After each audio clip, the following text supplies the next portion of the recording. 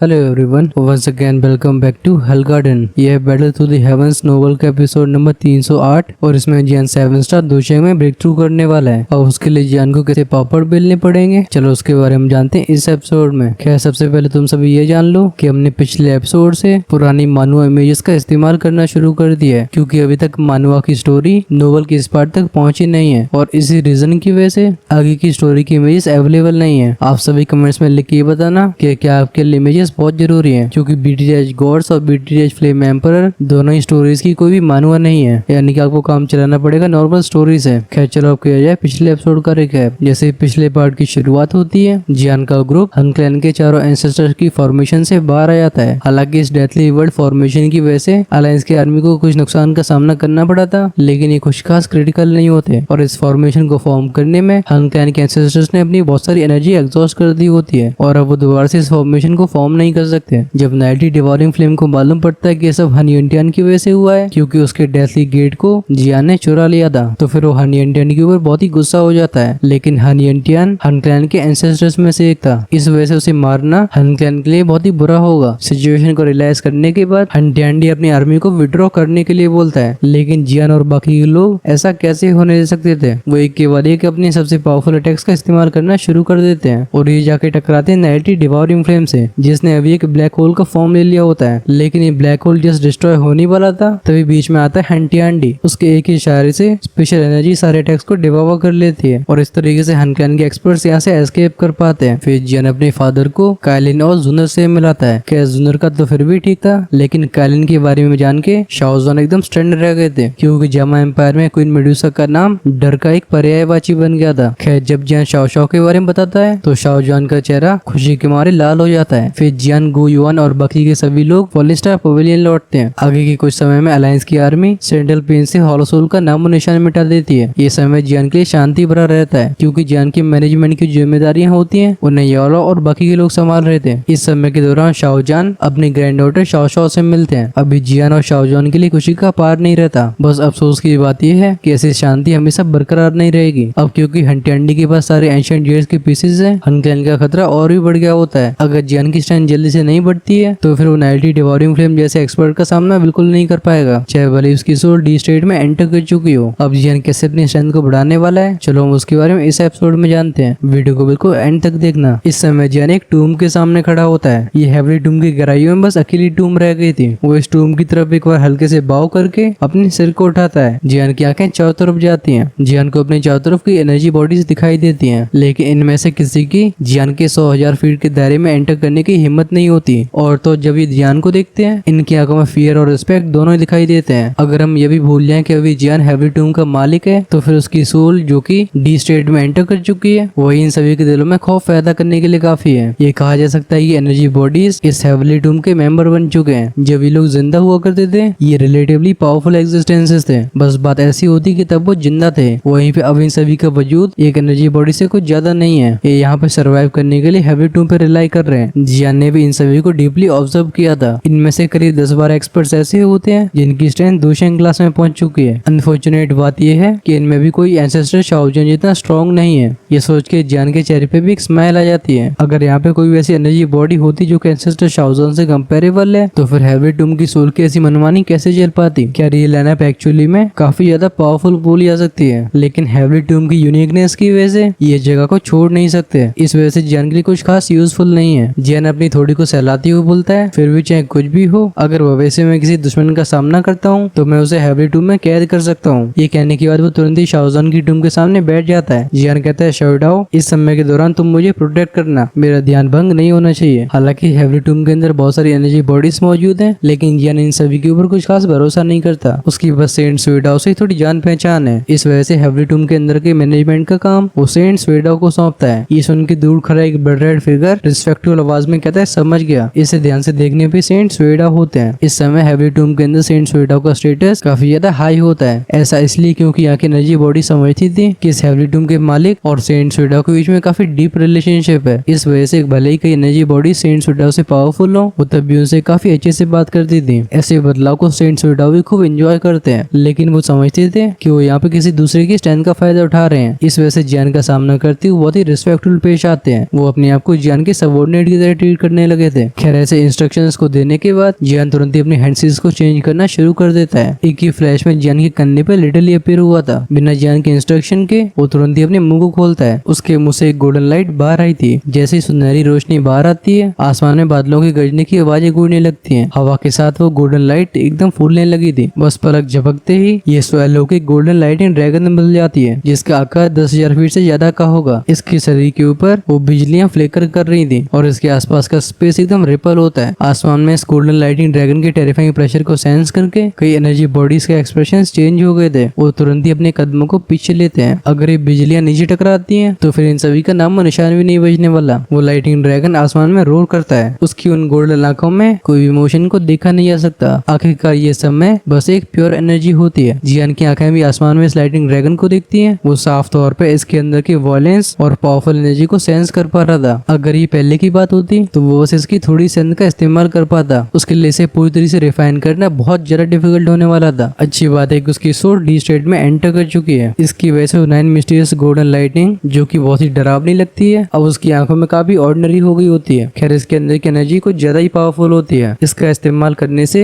जियान अपनी स्ट्रेंथ को काफी तेजी से बढ़ा पाएगा। इस समय जियान के लिए अपनी स्ट्रेंथ को बढ़ाना सबसे इम्पोर्टेंट चीज है। जियान कहता है मैं देखना चाहता हूँ कि तुम मेरे सामने अपने सिर को कैसे नहीं झुकाते। तुरंत ही उसके हाथों की हैंडसीज फिर से चेंज होने लगती है। वो समुद्र जैसी अनफेथेबल स्पिरिचुअल स्ट्रेंथ उसके आईब्रोज के बीच में तूफान की तरह बाहर आई थी। एक ही पल के अंदर एक ह्यूज फिगर, जो कि लाइटिंग ड्रैगन से कई गुना बड़ा होता है, वो आसमान में आके खड़ा हो जाता है। ये ह्यूज शैडो एग्जैक्टली जियान जैसी होती है, लेकिन इसका शरीर जिस प्रेशर को एमिट कर रहा होता है वो लाइटिंग ड्रैगन के प्रेशर से कई गुना खतरनाक होता है। सिर्फ एक बार इस फिगर को देखते ही अच्छे की रूहें कांप जाएंगी। ये फीलिंग कुछ ऐसी होती है जैसे उनकी मुलाकात सोल्स के एम्पर से हो रही हो। सिर्फ सर झुकाने के बाद ही वो इस प्रेशर से बच पाएंगे। ऐसे ह्यूज फिगर के सामने वो गोल्डन लाइटिंग ड्रैगन, जिसके अंदर कोई इंटेलिजेंस नहीं होती, ऐसा लगता है उसे ही प्रेशर फील हो रहा है। अब उसकी वो दहाड़ने की आवाजें पहले की तरह वाइल्ड नहीं होती। उसके शरीर की वो चमक भी अब थोड़ी सी डिम हो गई थी। वो जियान का स्पिरिचुअल अवतार आसमान से नीचे लाइटिंग ड्रैगन की तरफ देखता है। अचानक से उसका पहाड़ जितना बड़ा हाथ बादलों की लेयर को चीरता हुआ नीचे क्लेंच हो गया था। इस बड़े से पंजे को अपनी तरफ आगे बढ़ती हुई सेंस करके उस गोल्डन लाइटिंग ड्रैगन के सारे स्केल्स खड़े हो जाते हैं। हम इसे अपने बड़े मुंह को खोलते हुए देखते हैं। कई हजार फीट की वो बड़ी बड़ी गोल्डन लाइटिंग बॉल्स इसके मुंह से बाहर शूट होती हैं। ये रूटलेस तरीके से बैंग बैंग बैंग के साउंड के साथ उस बड़े से हाथ में जाकर टकरा गई थी। वो गोल्डन लाइटिंग आर्क्स आसमान में क्रेजी तरीके से फ्लैश होते हैं। इसकी वजह से आसमान के बादल भी सुनहरे हो गए थे। लेकिन जैसे ही बादल बनते हैं, अगले पल में इनके परकच्चे उड़ गए थे। दो बड़े बड़े हाथ, जो कि टेरिफाइंग प्रेशर को अपने साथ ला रहे होते हैं, वो सीधा लाइटिंग ड्रैगन की बॉडी को पकड़ने के लिए आगे बढ़ते हैं। पकड़े जाने की वजह से वो लाइटिंग ड्रैगन तेजी से स्ट्रगल करने लगा था। कई सुनहरी बिजलियां उस बड़े से हाथ से टकराती रहती हैं, लेकिन वो हथेली बिल्कुल हिलती नहीं है। वो ह्यूज फिगर स्ट्रगल कर रहे लाइटिंग ड्रैगन को लगातार देखता रहता है। तभी अचानक से उसके मुंह से कोल्ड स्नॉट की आवाज बाहर आती है। अब फॉर जो हम्प वाली आवाज होती है, तुरंत ही उस पाम की स्ट्रेंथ बढ़ गई थी। आसमान में फिर से रंबलिंग साउंड्स गूंजती हैं। वो गोल्डन लाइटिंग ड्रैगन शैटर हो जाता है। जब गोल्डन लाइटिंग ड्रैगन एक्सप्लोड हुआ था, ये इमीडिएटली एक विस्कस गोल्डन लिक्विड में बदल जाता है। हम इसे आसमान में फ्लोट करते हुए देखते हैं। इस गोल्डन लिक्विड के अंदर एक बहुत ही भयानक लेवल की एनर्जी फ्लक्चुएशन होती है। इस गोल्डन लिक्विड के अपीयर होने के बाद हम लिटरली को जियान के कंधे से छलांग मारते हुए देखते हैं। वो हल्का सा झंझना के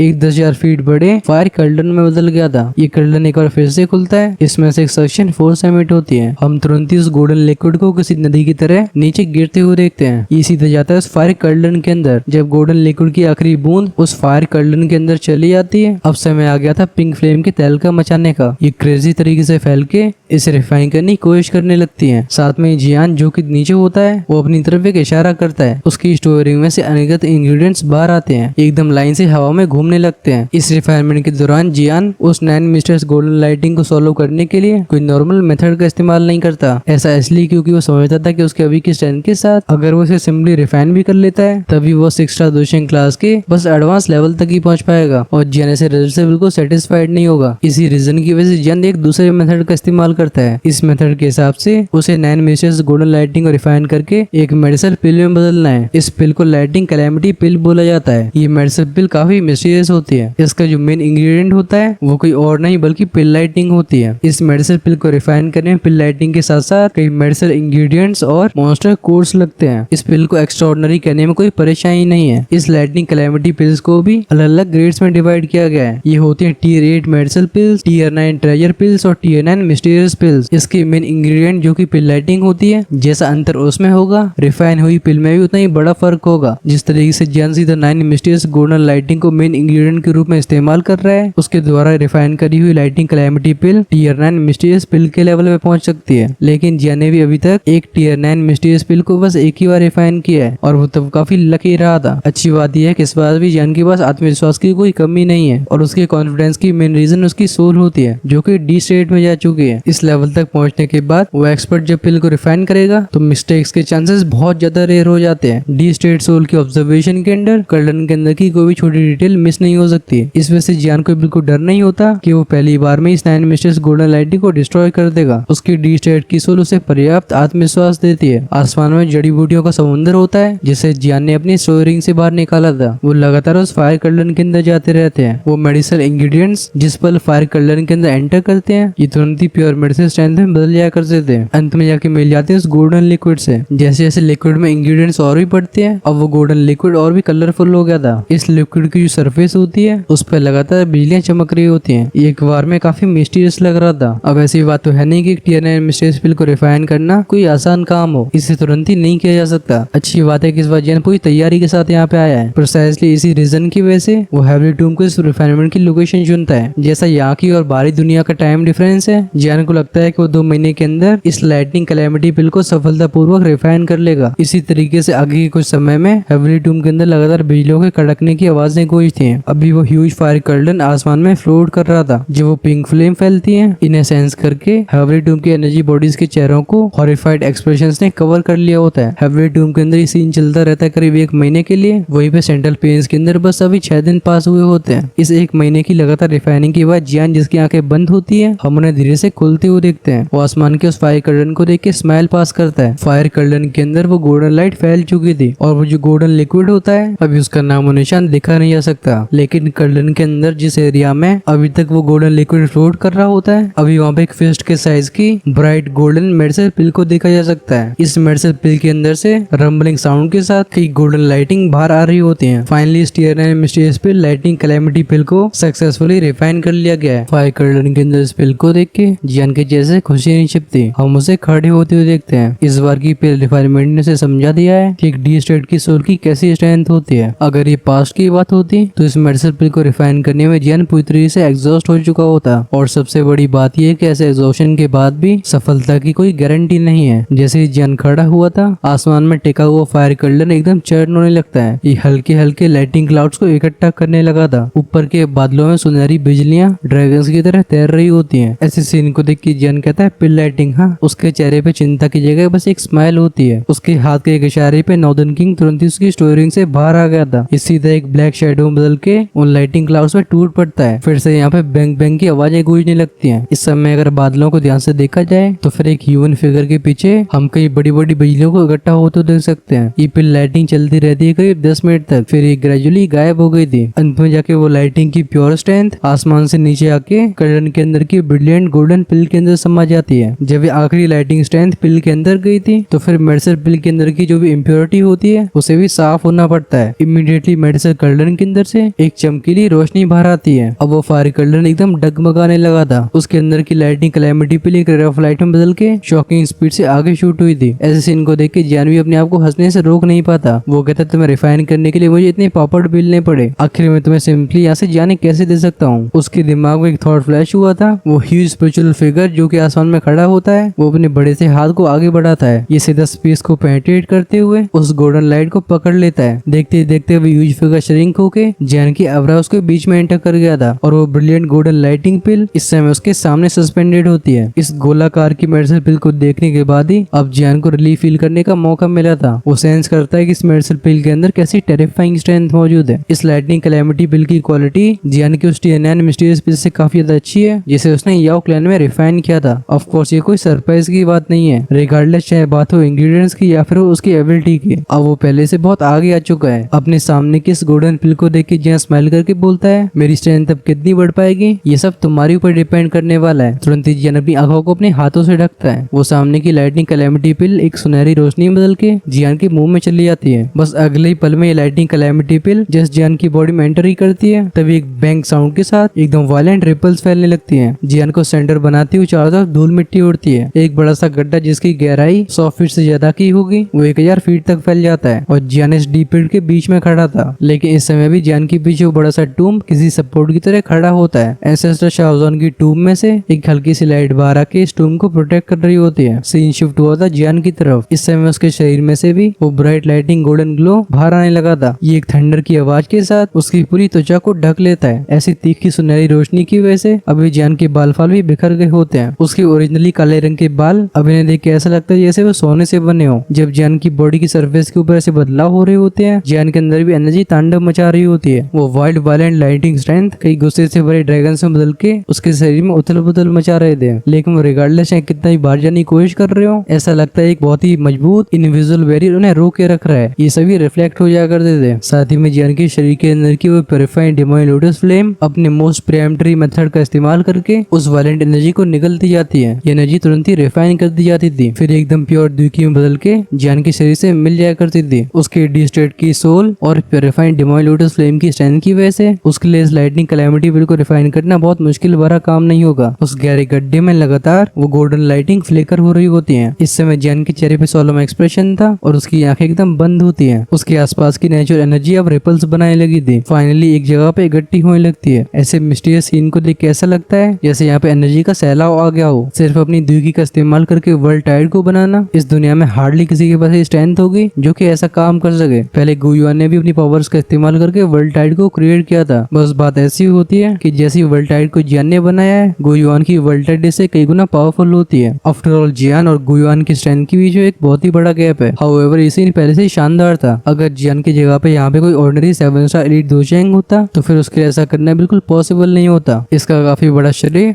जियान की डी स्टेट की सोल को जाता है। आसमान में छोटी सी स्किल की एनर्जी टाइड को देख के हेवरी टूम की एनर्जी बॉडीज के एक्सप्रेशन चेंज हो गए थे। सेंट स्वेडा खुद से बड़बड़ाती हुई बोलते हैं, इस लड़की को सच में जीनियस कहा जा सकता है। जब मैं पहली बार इससे मिला था तो फिर इसके पास बस 2 लेवल की पावर थी। हाउएवर अगले बार इससे मिलते समय ये पहले से दोचेंग क्लास में एडवांस हो चुका है। ऐसी स्पीड को टेरिफाइंग कहना बिल्कुल गलत नहीं होगा। और तो और अब ये लड़का और भी हायर लेवल पे जा चुका है। मुझे लगता है कि फ्यूचर में ये सच में शाओजॉन के लेवल को टच कर सकता है। इस समय सेंट स्वेडा की आंखों में एक रिस्पेक्टफुल एक्सप्रेशन होता है। जियान की आज की जैसी अचीवमेंट्स हैं वो भी खुद को जियान को एडमायर करने से रोक नहीं पाते। खैर इस एरिया की एनर्जी के ऐसे बदलाव लगातार 10 दिन तक लास्ट करते हैं, फिर धीरे धीरे कमजोर होने लगे थे। अगले 2 दिनों के बाद ये एनर्जी टाइड पूरी तरीके से डिसअपियर हो गई होती है। जब यहाँ की नेचुरल एनर्जी बिल्कुल नॉर्मल हो जाती है, उस इनॉर्मस डीप पिट के अंदर से एक सुनहरी रोशनी ऊपर की तरफ उठती है। इसे दूर से देखने पे ऐसा लगता है जैसे इसने दुनिया को चीर दिया हो। ये चीज बहुत ही स्पेक्टेकुलर लगती है। जब ये गोल्डन लाइट आसमान की तरफ जाती है, एक फिगर धीरे धीरे हवा में उठने लगता है। फिर हम इसके पैरों को खाली स्पेस में लैंड करते हुए देखते हैं। तुरंत ही वो लाइट पिलर जो कि ऊपर गया था वो एकदम डिम होकर दुनिया से वैनिश हो जाता है। इस समय जियान की आंखें देखती हैं उस एनर्जी टाइड की तरफ जो कि इस समय पूरी तरह से गायब हो गई है। उसके बाल फिर से नॉर्मल हो गए थे, लेकिन अभी जियान की वो काली आंखें कभी कभी एक सुनहरे रंग को भी दिखाती थी। ऐसा लगता है जैसे इनके अंदर एक अजीब सा प्रेशर मौजूद हो। जब अपने शरीर की कंडीशन को चेक करता है तुरंत ही उसके चेहरे को जॉय कवर कर लेता है। वो कहता है 7 स्टार दोशेंग। इस लाइटिंग कैलेमिटी पिल के इफेक्ट्स ने जियान को बिल्कुल निराश नहीं किया। वो फाइनली 6 स्टार दोशेंग क्लास से छलांग मार के 7 स्टार दोशेंग क्लास में आ चुका है। जैसे हन क्लैन की 4 डीमन सेंट्स हैं, गो क्लैन की 3 इमोर्टल्स, जियान की पावर का ये लेवल उन बुड्ढों से कंपेरेबल हो चुका है। ऑफ कोर्स अगर इनके बीच में सच में फाइट होती है तो फिर जियान ने आसानी से हरा पाएगा। आखिरकार उसकी डी स्टेट की सोल किसी डेकोरेशन के लिए नहीं है। अपनी कमर को सेटिस्फेक्शन से स्ट्रेच करते हुए जियान कहता है सच में TN9 मिस्टीरियस पिल के कहलाने की वर्दी है। अगर वो किसी ऑर्डिनरी मेथड का इस्तेमाल करके इस 9 मिस्टीरियस गोल्डन लाइटिंग को रिफाइन करता तो शायद उसकी स्ट्रेंथ 6 स्टार दोशेंग क्लास के एडवांस लेवल तक ही पहुंच पाती। उसे 7 स्टार दोशेंग में ब्रेक थ्रू करने में काफी कठिनाइयों का सामना करना पड़ता। आखिरकार इस छोटी सी स्टेप में बहुत डिफिकल्टी छिपी रहती है। जियान आंखें नैरो करके बोलता है अब मेरे जाने का समय आ गया है, लेकिन अभी तक याओलॉन ने कोई भी जानकारी नहीं भेजी है। लगता है हन क्लैन अभी भी शांत रह रहा है। जियान कहता है आखिर ये लोग किस चीज का इंतजार कर रहे हैं। इस समय हम जियान की आंखों में एक चिल को फ्लैश होती हुई देखते हैं। अगर समय को देखा जाए तो शायद बाहरी दुनिया में 10 दिन निकल चुके होंगे और ये समय रिकूपरेट करने के लिए काफी है। अभी हन क्लैन को तोशी एंशिएंट गॉड मैंशन ढूंढने के लिए काफी एंग्शियस होना चाहिए। उनके अभी के एक्शंस काफी ज्यादा अजीब हैं। ऑफ कोर्स जियान को ऐसा बिल्कुल नहीं लगता कि हन clan already Toshi ancient God mention को ढूंढ के बिना किसी को भनक लगाए उसे ओपन भी कर चुका होगा। अब क्योंकि गुयुआन हन क्लैन को पर्सनली मॉनिटर कर रहे हैं, जियान को भरोसा था कि इस दुनिया में उनकी आंखों से कोई बच नहीं सकता है। जियान कोल्ड आवाज में हंस के बोलता है हंटी अंडी मैं भी देखना चाहता हूँ कि आखिर तुम क्या प्लान कर रहे हो। ये कहने के साथ ही उसने अपने हाथों को वेव कर दिया था। उसके बगल का स्पेस एकदम फट के क्रैक बना लेता है। देखते देखते जियान का शरीर यहाँ से डिसअपियर हो जाता है। जियान को गायब होते हुए देख के energy bodies finally finally relief महसूस करती हैं। ये अपने अपने कामों में लग जाते हैं। सीन चेंज होता है और हमें एक सुनसान सी जगह दिखाई जाती है। यहाँ पे अंधेरा छाया हुआ होता है। इसे ब्लैक फॉग ने कवर करके रखा था और एक डार्क और कोल्ड फोर्स इस जगह के चप्पे चप्पे पे मौजूद होती है। अगर इस जगह के ऊपर आसमान की गहराइयों में देखा जाए तो वहाँ पे काले रंग का बड़ा सा हॉल मौजूद होता है और हवा में बैठा हुआ था एक फिगर जिसके शरीर से ब्लैक फ्लेम्स लगातार बाहर आ रही होती हैं। दूर से देखने पे किसी ब्लैक होल की तरह लग रहा था। ऐसा लगता है ये लगातार इस दुनिया को निगलने की कोशिश कर रहा हो। इसके नीचे कई लोगों का एक झुंड होता है जिन्होंने काले कपड़े पहन के रखे थे। अब इन ब्लैक फिगर्स की अंगूठियों में से